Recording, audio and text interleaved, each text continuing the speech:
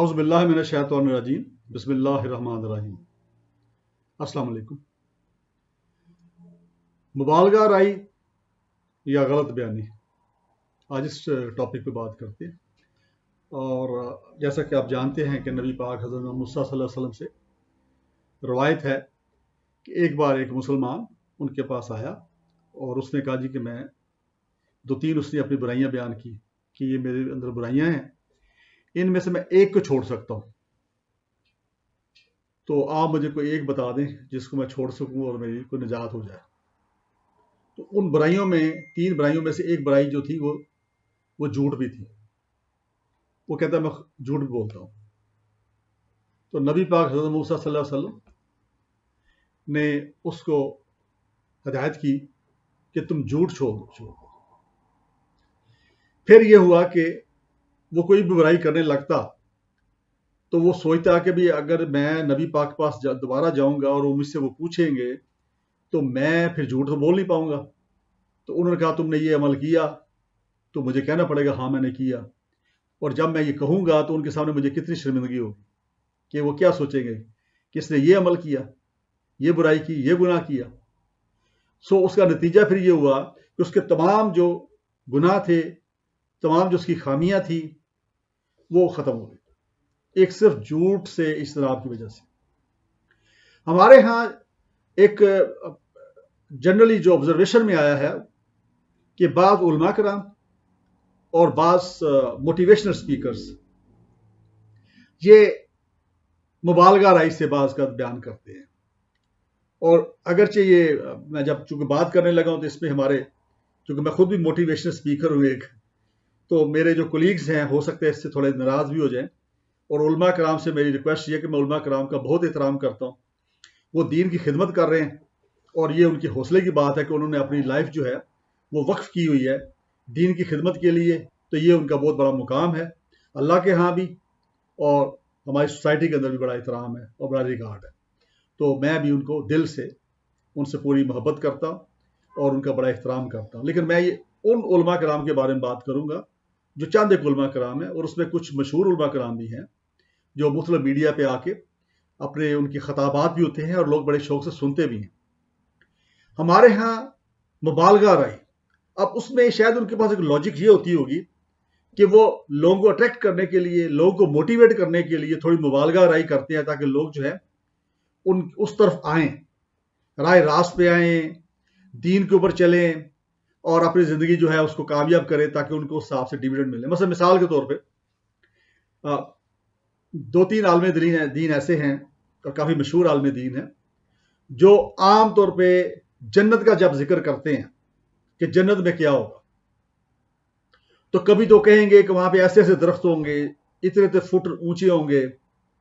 ان کا پھل اتنے سائز کا ہوگا، پھر وہاں پہ میوزک ہوگی، وہاں پہ یہ ہوگا، اس کی جو میوزک جو ہے وہ اتنے سال تک لوگ سنتے رہیں گے، پھر اس کے بعد جی کہ وہاں پہ حوریں ہوں گی، جو حوریں ملیں گی جنتیوں کو، وہ جو حوریں ہوں گی ان کی آنکھیں ایسی ہوں گی، ان کی گردنیں ایسی ہوں گی، ان کی خوبصورتی ایسی ہوگی، ان کا لباس ایسا ہوگا،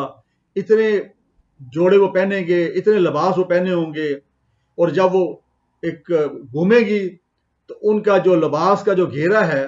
وہ اتنے کلومیٹر تک کو اپنے اس میں لے لے گا، اور وہ مشک کی بنی ہوں گی، سندل کی بنی ہوں گی، اس طرح کی کوئی چیزیں۔ ہو سکتا ہے کہ وہ یہ مبالغہ رائی جو کرتے ہیں، میں اس کو مبالغہ رائی اس لیے کہہ رہا ہوں کیونکہ میں نے کم از کم میرا جو تھوڑا بہت نالج ہے، یا میں نے باقی جو لوگ ہیں جو میرے ارد گرد جو ریلیجس اسکالرز ہیں ان سے میں نے کوئی ایسی چیز نہیں سنی، کیونکہ نہ تو قرآن پاک کے اندر اس تفصیل کے ساتھ ذکر ہے، اس کا ذکر ضرور ہے حوروں کا، لیکن اس طرح سے تفصیل کے ساتھ نہیں ہے کہ وہ کس چیز کی بنی ہوں گی، اور وہ جو ہوں گی وہ اتنا حسن ہوگا، فلان ہوگا، ٹمکان ہوگا۔ یہ ساری چیزیں نہ تو قرآن میں ملتی ہیں نہ حدیث میں ہمیں کہیں نظر آتی ہیں۔ مختصر ذکر ضرور ہے، جنت کا بھی ذکر ہے، باغات کا بھی ذکر ہے، اور وہاں پہ جو نہریں شہریں اس کا ذکر بھی ہے، لیکن اس سے بڑھ کے نہیں ہے۔ اب انہوں نے یہ کہاں سے پڑھا، ان کے پاس یہ نالج کہاں سے آیا، یہ وہی بہتر بتا سکتے ہیں۔ لیکن اگر ہم یہ موٹیویشن کے لیے، اگر ہم لوگوں کو دین کی طرف راغب کرنے کے لیے، اگر ہم ان کو راہ راست پہ لانے کے لیے بھی اگر یہ بیان کرتے ہیں تو ہم تو مبالغہ رائی کر رہے ہیں نا. تو مبالغہ رائی جو ہے یہ کسی طریقے سے بھی ایک چیز جو ہے جو کوئی سچویشن ہے اس کو اگر آپ اپنے پاس سے ایک کنسیو کر کے اپنے ایک تصور کے مطابق اگر آپ اس کو بنا لیں گے اور اس طرح پیش کریں گے کہ جیسے وہ حقیقت ہے، کیونکہ ظاہر بات ہے کہ وہ جو عالم دین ہیں جو بھی ہمارے جو بیان کرتے ہیں ان کا سوسائٹی کے اندر ایک نام ہے، لوگ ان کو سنتے ہیں، لوگ ان پہ بلیو بھی کرتے ہیں نا. تو اس لحاظ سے میں یہ سمجھتا ہوں کہ چونکہ وہ اگر وہ مبالغہ رائی بھی کریں گے تو لوگ ان پہ بلیو کریں گے نا، ان پہ یقین کریں گے. جب لوگ اس پہ یقین کریں گے تو اس کا مطلب مبالغہ رائی پہ اگر لوگ یقین کر گئے ہیں تو پھر وہ سچ سمجھنا شروع کر دیں گے اس کو. تو میرا خیال ہے کہ یہ مناسب شاید نہیں ہے، لیکن میرا خیال ہے کہ ہمیں سچ قرآن پاک کے اندر جو بیان کیا گیا ہے، قرآن پاک کی تفسیر جو ہے اس کو بیان کیا جائے، نبی پاک کی زندگی ہمارے سامنے ہے، نبی پاک کی سیرت جو ہے اس کو بیان کیا جائے، اور وہاں سے ریفرنس دے کے، یعنی جب ہمارے پاس قرآن پاک موجود ہے، ہمارے پاس احادیث موجود ہیں، ہمارے پاس نبی پاک کی زندگی موجود ہے، ان کی سنت موجود ہے، تو ہمیں کیا ضرورت ہے کہ اپنے پاس سے چیزیں جو ہے گھڑ کے ہم مبالغہ رائی کریں اور لوگوں کو وہ اس طرح بیان کریں جیسے وہ سچ ہے. تو اس لیے اس سے اجتناب کرنا چاہیے، چونکہ ہم سے مراد وہ علماء کرام، میں تو عالم نہیں ہوں، میں تو عالموں کا خادم ہوں ایک، یعنی وہ علماء کرام جن کا سوسائٹی کے اندر اتنا نام ہے، مسلمانوں کے اتنا نام ہے، لوگ ان کو سنتے ہیں، بڑا اچھا بیان ہے، انداز بیان بھی ہے ان کا، پر اثر انداز بیان ہے. تو میرا خیال ہے کہ وہ اگر قرآن کے اوپر فوکس کرے، اس کو تفسیر اس کی بیان کرے، اس کے طریقے سے لوگ گائیڈ کریں، نبی پاک کی زندگی سے حوالہ جات لے کے اس کو بیان کریں، تو میرا خیال ہے یہ کافی ہے. اور یقیناً جس نے اصلاح کرنی ہوتی ہے، میں پہلی چیز تو یہ کہا کرتا ہوں کہ اصلاح اندر سے ہوتی ہے انسان کے اندر خود چینج آتی ہے، چینج لائی نہیں جاتی، چینج آتی ہے. ٹھیک ہے، جب انسان جو ہے وہ حج کے لیے جاتا ہے تو اس کو بلایا جاتا ہے وہاں پہ. میں حج پہ گیا 2015 پہ، اللہ تعالیٰ نے مجھے توفیق دی اور اللہ تعالیٰ نے کرم کیا، مجھے بلایا. تو وہاں پہ ایک دو حاجی صاحبان مجھے کہنے لگے، ساتھی تھے ہمارے، کہ جی دعا کریں کہ اللہ اس کو قبول کر لے. تو میں نے کہا بلائی انہوں نے اس لیے ہے، نمبر اس لیے لگا ہے، ساری عمر تو نہیں کیا جا کے حج، اب انہوں نے بلایا ہے تو انہوں نے قبول کرنے کے لیے بلایا اور قبول ہوا ہے. میں کہا ہمیں یہ گمان بھی رکھنا چاہیے، ہمیں دعا ضرور کرنی چاہیے، ٹھیک ہے اللہ تعالیٰ قبول فرمائے ہماری عبادت، لیکن یہ گمان بھی رکھنا چاہیے کہ اس نے قبول کیا ہے. ٹھیک ہے، اور ہمیں اس کے پھر جو طریقے بتائے گئے اس کے لیے میری ایک الگ ویڈیو ہے کہ حج کی تیاری کے اوپر بھی ہے، اور حج سے واپسی کی ایک الگ ویڈیو ہے، وہ اگر آپ دیکھنا چاہیں تو یوٹیوب پہ پڑھیے، اس کو دیکھ لیجیے گا. اچھا، اسی طرح جو ہمارے موٹیویشنل سپیکرز ہیں وہ ایک سٹوری گھڑ لیتے ہیں، ایک واقعہ بیان کرتے ہیں جو واقعہ ہوتا نہیں ہے ایکچولی، اس کو اپنے طور پہ وہ ایک بیان کر کے تو وہ لوگوں کو موٹیویٹ کرنے کے لیے، لوگوں کو راہ راست پہ لانے کے لیے، آل دو اس کے پیچھے بھی ان کی جو آپ کہتے ہیں مقصد ہوتا ہے، وہ مقصد اچھا ہوتا ہے، لیکن پھر بھی جھوٹ ہی ہے نا. یا تو پھر اگر آپ ایک سٹوری بیان کرنا چاہ رہے ہیں تو آپ اس کو مفروضے کے طور پہ پیش کریں، آپ بتائیں کہ مثال کے طور پہ جی اگر یہ ہے ایک سٹوری، ٹھیک ہے، اس میں یہ ہوا، فلاں نے یہ کیا، فلاں نے یہ کیا،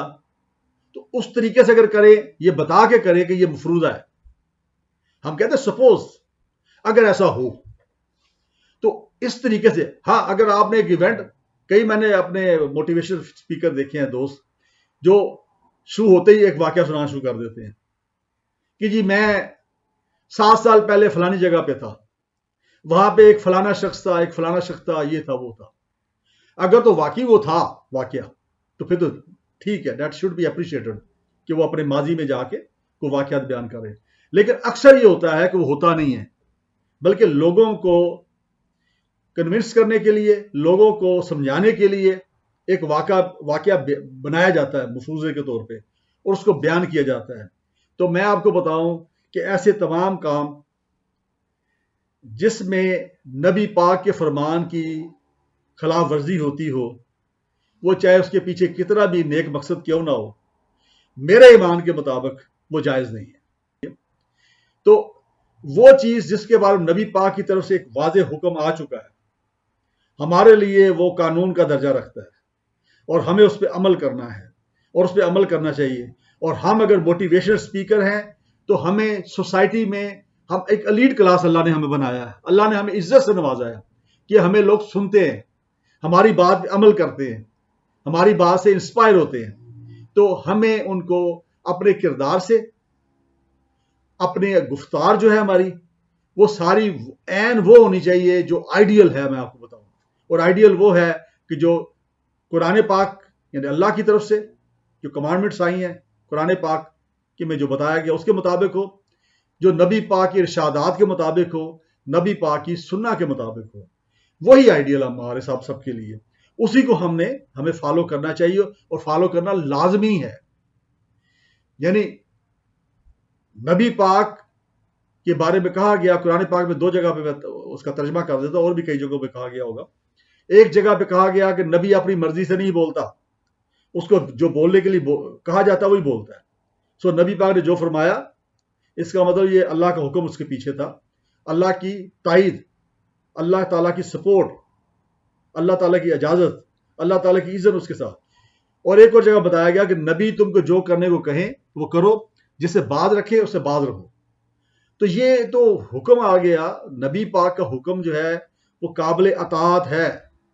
اور لازمی قابل اطاعت ہے. ایک تو ہوتا ہے نا آپشن کہ میری مرضی میں کروں، میری مرضی نہ کروں. نو، دروغ گوئی یا ہمیں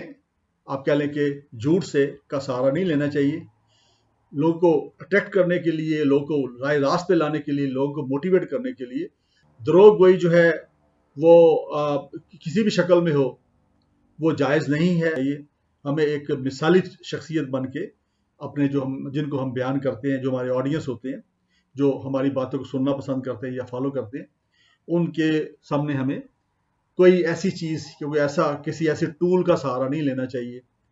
جو کہ بیسیکلی وہ ٹول غلط ہو، یا وہ جھوٹ ہو، یا وہ دروغ گوئی ہو. تو انہی باتوں کے ساتھ میں آپ سے اجازت چاہتا ہوں. پھر کسی اور ٹاپک پہ پھر انشاءاللہ تعالیٰ جلدی بات کریں گے. مجھے اپنی دعا میں یاد رکھیے. آپ کا بہت شکریہ. السلام علیکم.